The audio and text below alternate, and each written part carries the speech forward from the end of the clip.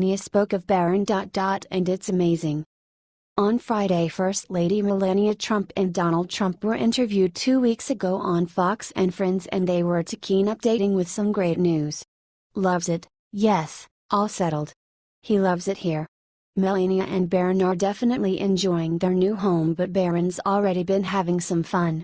According to the New York Post, 1 month before they moved in, Barron got to take his whole 5th grade class of 80 students on a tour of the White House, where they had lunch and President Trump talked to them about being the best you could be for your country.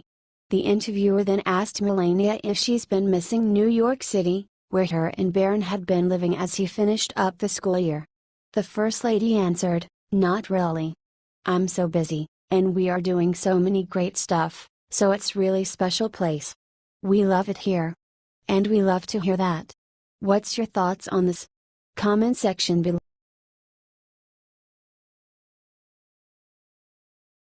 Shocking Hillary cronies' Russian ties revealed. Look where dirty money trail lead.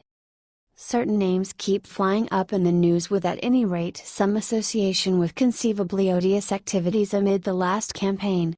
Given that Hillary Clinton was a candidate, individuals can be pardoned for accepting the most noticeably bad. All things considered, she is not the individual to swing to when searching for help in building up moral principles for those in government.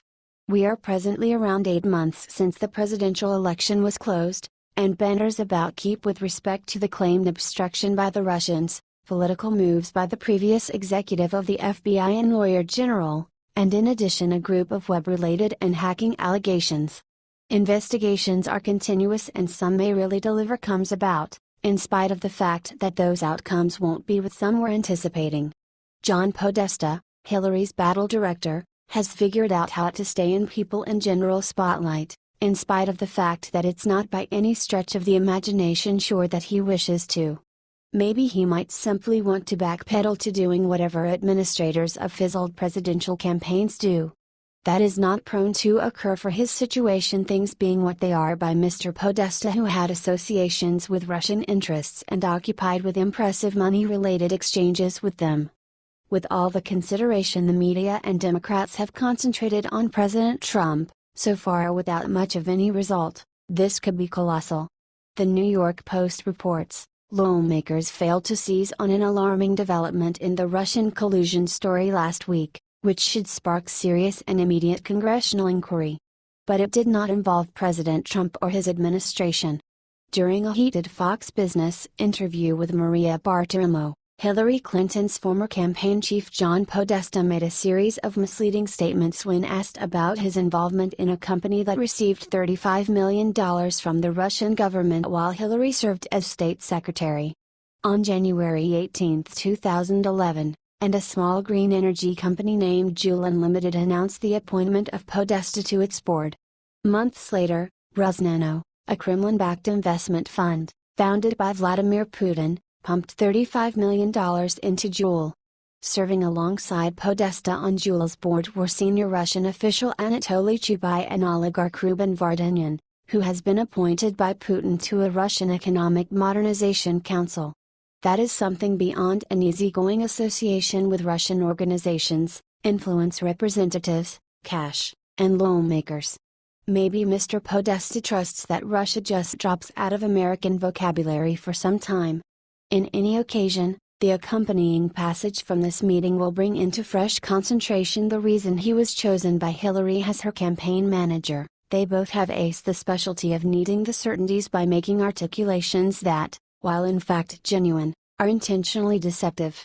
Observe, Bartiromo asked Podesta why he failed to disclose his role in Juul as required by law when he entered the White House in January 2014 to serve as a counselor to President Barack Obama. Maria, that's not true. I fully disclosed and was completely compliant, Podesta shot back. But according to his own financial disclosure form, Podesta only listed 2 of the 3 entities that made up Juul Unlimited, failing to disclose his presence on the board of the Dutch-registered Stichting Juul Global Foundation. When Bartiromo pressed Podesta on the whereabouts of his 75,000 shares of Juul stock, Podesta resorted to Clinton-esque semantics: I did not have any stock in any Russian company. Notice the rhetorical sleight of the tongue there. Jewel is based in Massachusetts, not Russia, making Podesta's statement technically true. Podesta added, and by the way, I divested before I went into the White House. This gets a mess more tangled than we can ever cover here, so how about we get to the primary concern? In short, Clinton's top campaign chief and senior advisor to Obama sat on Jewel's board alongside top Russian officials as Putin's Kremlin-backed investment fund funneled $35 million into Jewel. No one looking at the Podesta fact pattern can claim to care about rooting out Russian collusion and not rigorously investigating the tangle of relationships.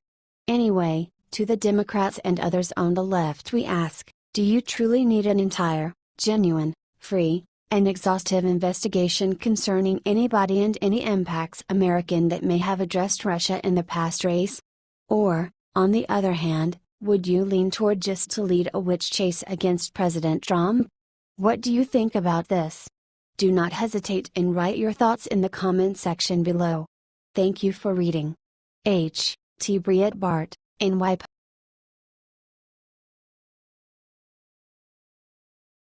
Game changer. President Trump just made breaking announcement about the border wall, Mexico furious. You truly need to hand it to the leftist media. They are totally limited, focused, concentrated on Mexico and the border wall. Nothing gets the fake news factories to interrupt more than Trump and his kept moving forward with plans to build the border wall and stop illicit migration in its tracks. One of the least demanding approaches to realize that the border wall will do precisely what its backers say it will do is to simply tune into the liberal grapples and their steady whimpering about how this divider will be incapable, excessively costly, and will do only separate relatives from their friends and family. It is really one of the uncommon circumstances that you'll hear a liberal whining about an excess of cash being spent. At the G20 conference, Trump met interestingly with Mexican President Peña Nieto and they talked about NAFTA, exchange, and the border wall. Whenever Trump and Nieto were strategically placed at their mix for the public interview, one of the primary inquiries out of the mouth of the press was, "Mr. Trump, are you still insisting that Mexico pays for the wall?" Trump's answer was unequivocal. Absolutely. Independent Journal Review. After the meeting, Trump and President Peña Nieto held a short press event where Trump was asked, "Mr. Trump, do you still want Mexico to pay for the wall?" The president responded, "Absolutely." The event ended shortly after that. Trump and Peña Nieto were meeting in Germany at the G20 summit happening today. Trump said that during the meeting the two leaders discussed trade policy, specifically NAFTA renegotiations. The president said they made a very good progress. Peña Nieto also mentioned NAFTA, saying, "I'm sure this will help us to continue a great flowing dialogue that will allow for the negotiations of NAFTA."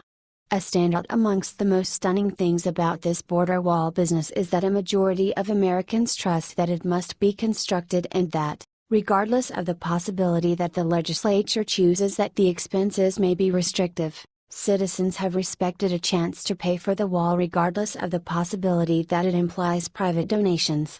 That is the means by which extraordinary this level-headed discussion is, and just demonstrates that as much as the liberal press drives you by the nose to trust that most Americans are against his structure, it's recently not upheld. A significant part of the exit surveying a year ago demonstrated that the issues on which Donald Trump stood were the positions that got him choose. With respect to the leader of Mexico, there's truly very little he can do to abstain from paying for this wall. At the point when all is said and done, the renegotiations with both Mexico and Canada on this loathsome North Atlantic Free Trade Agreement will be intended for evening the odds amongst us and them. Some portion of that leveling will be the appended reminder that guarantees that Mexico takes care of everything for the wall. What do you think about this?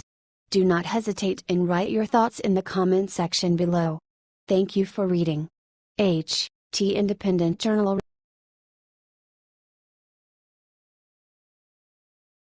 Wow! Obama caught doing something shameful, his true identity is revealed.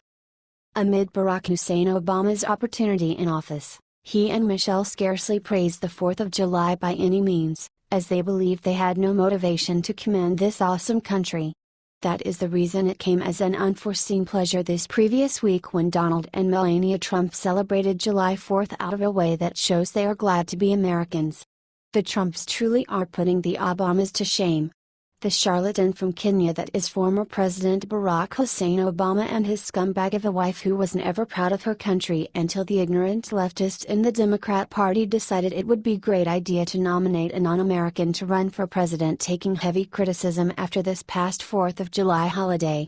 While most Americans celebrated the 241st birthday of our United States of America with countless patriotic posts on social media to honor those who made it possible to become independent nation, Barry Soetoro and his hoochie mama of a wife are the ones who garnered the most notice.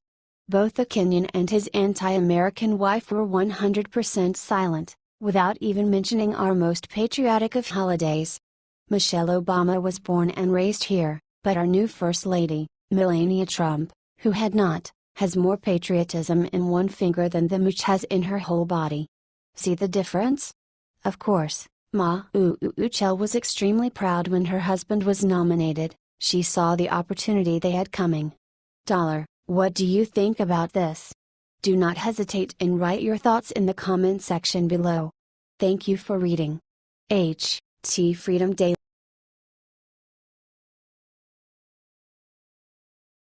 Caught. It's over for her. Last year, Barack Obama's Attorney General Loretta Lynch was involved into shaping Hillary Clinton's FBI investigation in order to protect the former Democratic presidential candidate. Former FBI James Comey's testimony recently has put the spotlight on Lynch, who is now under scrutiny, and an investigation is in the process to determine whether she was politically motivated to help Clinton. According to the Washington Times, the Senate Judiciary Committee has just launched an investigation into Lynch's handling of the Clinton probe. The committee sent a letter to Lynch in which it asked her to explain her role and herself involving in the FBI's investigation, including whether she ever assured Clinton confidants that the probe wouldn't push too deeply into the matter. This came after former FBI Director James Comey testified that Lynch tried to shape the way he talked about the investigation into Clinton's emails. He also added that she displayed other behavior which I cannot talk about yet that made him more aware about Lynch's power to make impartial decisions. This was one reason why he took it upon himself to buck Justice Department tradition and reveal his findings about Clinton last year. At one point, Lynch directed me not to call it an investigation but instead to call it a matter, which confused me and concerned me. That was one of the bricks in the load that led me to conclude I have to step away from the department if we are close this credibly. What are your thoughts on this? Comment section below.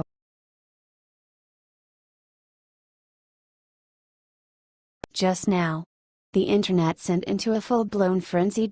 Mad Dog Madison. President Donald Trump has brought something that will make a big change to the military.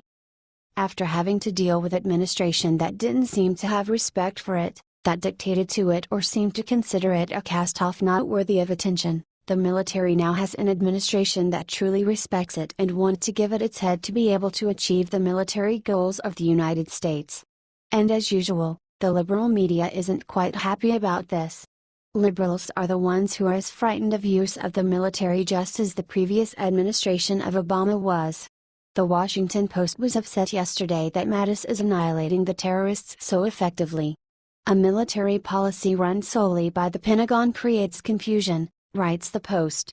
The left is upset, and one of these reasons is that having a warrior in charge of fighting a war shows how incompetent and incapable the Obama administration was. The greatness of the concept is that it actually allows the military to do the job that it was trained to do. Also, its reliance is placed upon those who actually know what they are talking about. A principal part of that change, in addition to Trump, is U.S. retired General and Secretary of Defense, James Mattis. Regarding the policy against ISIS, Mattis changed it from one of attrition to one of annihilation. Recently on a Sunday talk show, Mattis stated, "We're not the perfect guys, but we are the good guys. And so we're doing what we can." Mattis also declared Manchester's tragic loss underscores the purpose of your years of study and training at this elite school. We must never permit murderers to define our time or warp our sense of normal. This is not normal. While speaking to the graduating cadets of the U.S. Military Academy at West Point last month, Mattis said the aim was to take ISIS out where they were in the Middle East, to not allow them to return to wherever they came from. The general said, "We have already shifted from attrition tactics, where we shove them from one position to another in Iraq and Syria, to annihilation tactics where we surround them. Our intention is that the foreign fighters do not survive the fight to return home to North Africa, to Europe, to America, to Asia, to Africa. We're not going to allow them to do so. We're going to stop them there and take apart the caliphate." Mattis is concentrated on his job to annihilate the enemy. He doesn't believe in providing jobs or worrying about whether or not we will offend people whose primary goal is to kill us. Trump lets him do his job, and he does his job